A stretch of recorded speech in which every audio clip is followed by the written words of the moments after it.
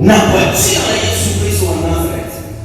Baba, umesikia ana kikao na wewe juu ya magoti yake, kwa jina la Yesu Kristo kabisa,